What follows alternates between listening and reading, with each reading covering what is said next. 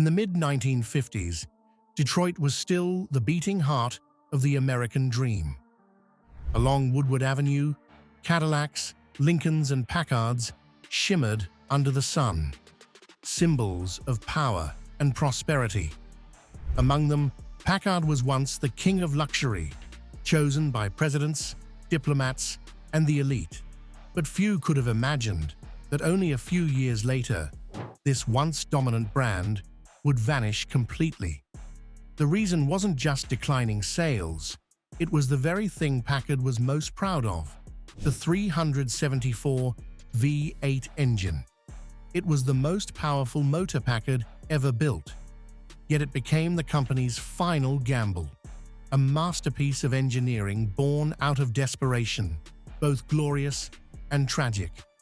Today, we'll uncover the shocking truth behind the Packard 374 V8, the engine that brought down a legend.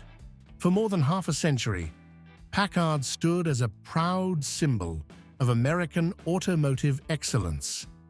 Founded in 1899, the company rose to prominence under the philosophy, "Quality above all." Its famous slogan, "Ask the man who owns one," was more than advertising. It was a declaration of confidence from a brand trusted by presidents, businessmen, and the American elite. During World War II, Packard powered the Allied forces with thousands of aircraft and marine engines, strengthening its reputation for mechanical precision. But post-war America moved fast. Cadillac, Lincoln, and Chrysler embraced bold styling, automation, and modern marketing, while Packard remained conservative, slow to adapt, and lacking the funds to compete. By the early 1950s, sales were collapsing, and prestige was fading. Facing extinction, Packard's engineers made one last daring move: to create an all-new V8 engine that would outshine anything they had ever built. And so, in 1956, Packard unveiled the 374 V8 engine, the ultimate expression of the company's engineering mastery after more than half a century of craftsmanship. With a displacement of 374 cubic inches, it was the largest engine Packard ever built, aimed squarely at rivals like the Cadillac 365 and Chrysler 354 Hemi, the power kings of the era. The block was cast entirely from iron, featuring a long-stroke design that delivered immense low-end torque, ideal for Packard's heavy luxury cars such as the Caribbean and Patrician.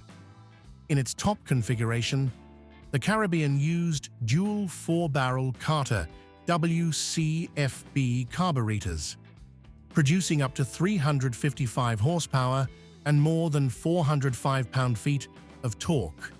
Astonishing figures for the mid-1950s. Inside, the 374 reflected Packard's precision engineering.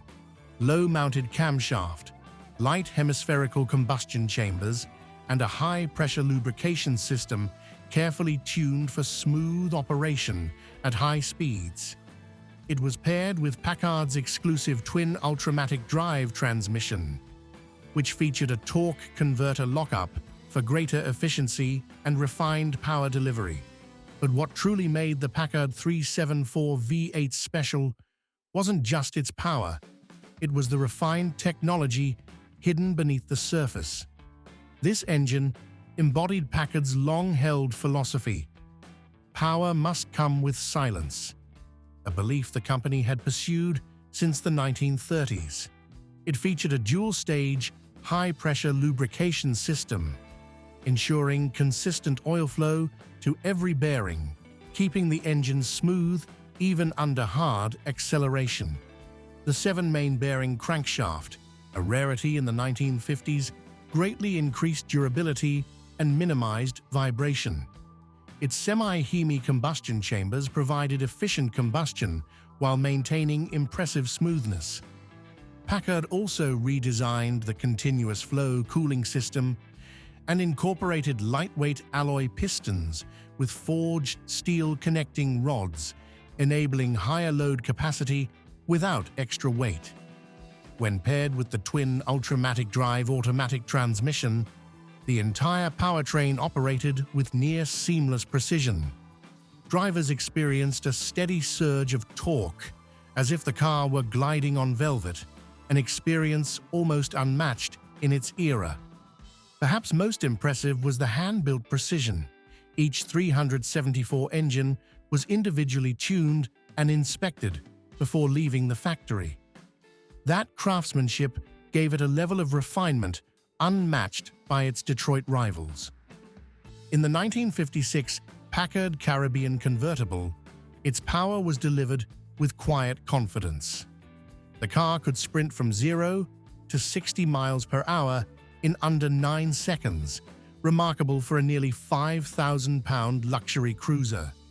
On the open highway, the Caribbean easily sustained speeds above 120 miles per hour, outpacing most rivals in its class. Contemporary road tests praised its uncanny composure at speed, something neither Cadillac nor Chrysler could quite match.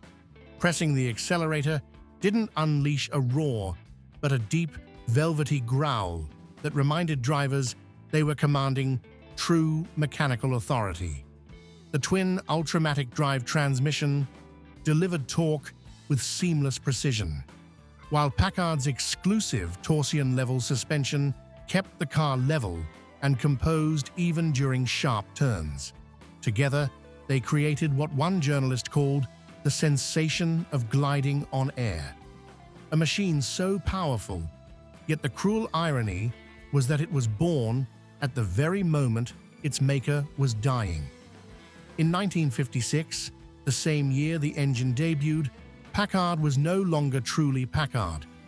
Finances were depleted, factories were aging, and the 1954 merger with Studebaker, once seen as a lifeline, had instead become a death sentence. In a desperate bid for survival, Packard's management poured the last of its resources into developing the 374 V8, a final declaration of pride. The engineers knew the end was near, yet they chose to do what Packard had always done best: build something worthy of its name. Every drawing, every casting, every test was performed with the quiet understanding that if this was to be the last chapter, it had to be unforgettable. But the market had changed. Middle-class buyers, Packard's traditional base, had turned to Cadillac for modern styling and stronger dealership support. In 1956, the Packard Caribbean and Patrician, both powered by the 374 V8, sold fewer than 10,000 units. It wasn't enough to save a collapsing empire.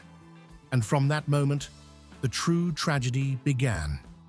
Instead of fighting for revival, management under Studebaker's control made a shocking decision to terminate all Packard engine development.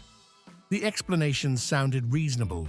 The 374 was too costly to build, required separate tooling, and was far too heavy for Studebaker's existing platforms. But behind those justifications lay a harsh reality. Packard was being quietly pushed aside. The Detroit factory, once the heart of the company, was shut down. Veteran engineers who had defined Packard's legacy were laid off or reassigned. The magnificent 374 V8 was abandoned, left to fade away. By 1957, the Packard name returned, but only as a shadow. The new Packards were rebadged Studebaker Presidents, powered by smaller Studebaker V8s and built on lighter frames. Fans called them imitation Packards, cars that wore the crest but not the soul. Though buried in silence, the Packard 374 V8 never faded from memory. After Detroit's factory closed, it seemed the story was over. But across America, hearts still refused to let the legend die. Collectors, restorers, and enthusiasts carried the torch, believing Packard was more than a brand. It was part of the nation's soul. Over 6 decades later, Packard clubs still thrive from California to Michigan. At car shows, restored 1956 Caribbeans, Patricians, and Clipper Customs gleam under the sun. And when a 374 V8 rumbles to life, that deep baritone growl sends shivers down every spine. It's not just mechanical noise, it's the echo of an era when engineering was an art form and elegance defined excellence. A few original Caribbeans remain, treasured as priceless artifacts. Some rest in the Packard Proving Grounds Museum in Michigan or the National Packard Museum in Ohio. Others belong to private collectors who spend fortunes to preserve them. For these people, restoring a Packard isn't a hobby. It's a mission to protect a piece of America's memory. Every detail, from the chrome crest to the steady rhythm of the engine, is revived with love and reverence. Today, even as Detroit has changed, Packard's spirit endures. Its philosophy, "Power must come with silence," continues to influence generations of luxury car engineers. Brands like Cadillac, Lincoln, and Chrysler have all drawn from Packard's balance of strength and sophistication. The company may be gone, but the 374 V8 lives on, in the hum of classic parades, in the pride of those who start its engine, and in the hearts of those who still believe craftsmanship never dies. And when you hear the sound of the Packard 374 V8, you're not just hearing an engine, you're hearing the echo of a vanished era. A time when elegance, pride, and the pursuit of perfection defined every American machine. If you've ever seen a Packard Caribbean in person, or even in photos, you understand why enthusiasts call it the last noble of Detroit. And if you haven't, perhaps it's time to seek out the sound of the 374 V8 yourself, to feel a piece of history still alive today. Share your thoughts. Do you believe Packard deserves to be remembered as one of America's greatest legends? Leave a comment, hit like, and subscribe to help me keep the roar of these legends alive before it fades into silence forever.